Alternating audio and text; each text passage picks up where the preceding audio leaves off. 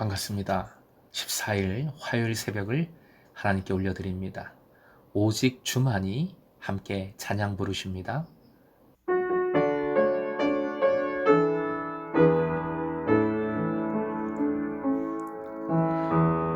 나 영혼이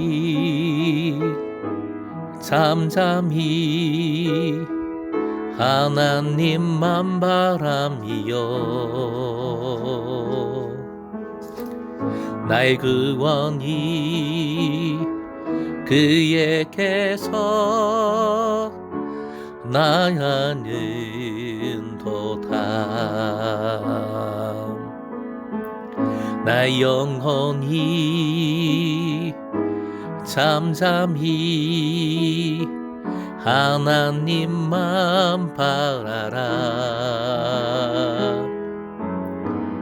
나의 소망이 저에게서 나는 도다 오직 주만이 나의 방한석 나의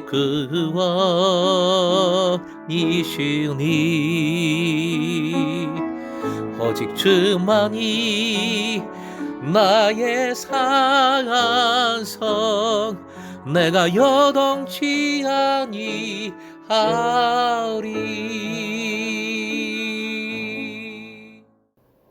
오늘 허락하신 말씀은 창세기 31장입니다. 31장 1절부터 3절까지의 말씀 함께 읽겠습니다.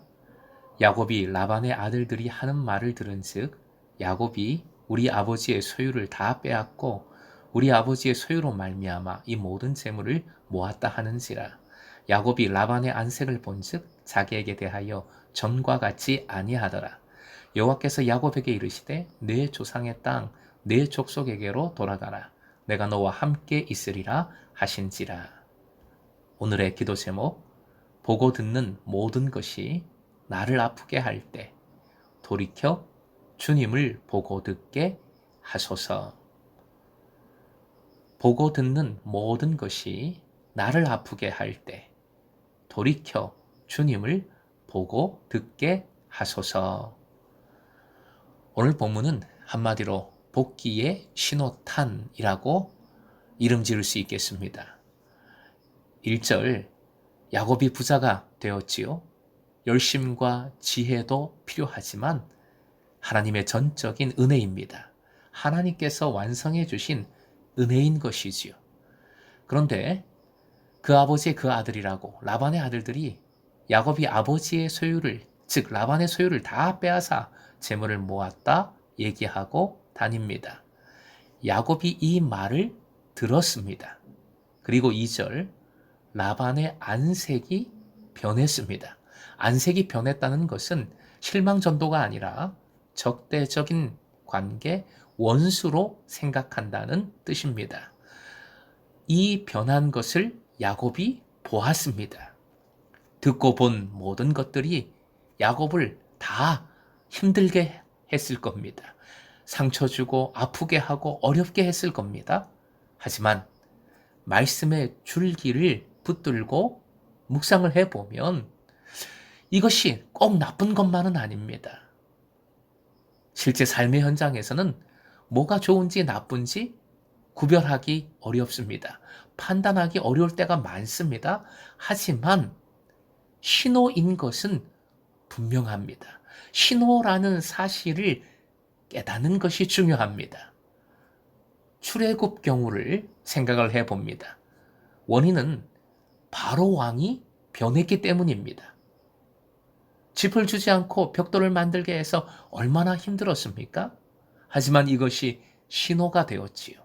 이제는 나갈 때가 되었구나. 주님께서 나가게 해주신다.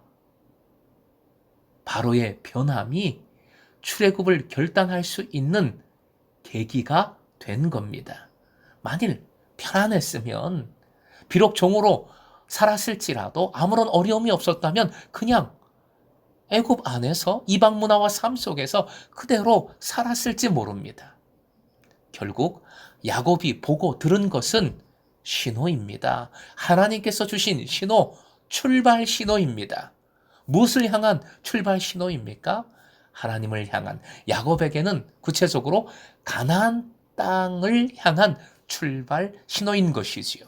이제는 믿음의 발걸음을 내디딜 때가 온 겁니다. 그래서 3절, 아예 하나님께서 출발을 직접 명하고 계십니다. 혹시 야곱이 라반과 타협할 수도 있었을 것이지요. 하지만 주님은 확실하게 떠남을 명하셨고 베델의 약속대로 함께 해주심을 다시 확언해 주셨습니다. 사랑하는 금성의 제자 여러분, 모든 것이 잘 될 때 감사가 넘칠 수도 있지만 하나님의 뜻을 예리하게 받들지 못할 수 있습니다. 하나님의 말씀을 우선순위로 생각지 못할 수 있습니다. 즉 주님이 아니라 잘 되는 것으로 기뻐하며 그것을 의지하며 살아가는 것이지요. 그런데 반대의 경우 보고 듣는 모든 것이 나를 힘들게 하고 나를 고통스럽게 할 때 그때도 절망하지 마십시오. 낭망하지 마십시오.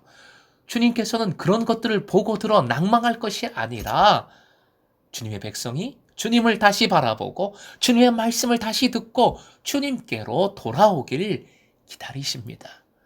사도행전 28장 27절 함께요. 눈으로 보고 귀로 듣고 마음으로 깨달아 돌아오면 내가 고쳐줄까 함이라. 27절 일부의 말씀을 옮긴 겁니다. 하나님의 약속입니다. 하나님의 기대, 하나님의 소망입니다. 그러니 사랑하는 금성의 제자 여러분, 하나님의 신호를 기억하십시오. 놓치지 마십시오. 그때는 지체 없이 가나안을 생각하십시오. 가나안으로 돌아가야 합니다. 사도행전 7장 34절이요. 함께 시작. 내 백성이 애굽에서 괴로움 받음을 내가 확실히 보고 그 탄식하는 소리를 듣고 그들을 구원하려고 내려왔노니 이제 내가 너를 애굽으로 보내리라 하시니라. 모세를 보내시면서 해주신 말씀을 사도행전에서 다시 인용한 것이지요. 하나님은 어떤 하나님이십니까?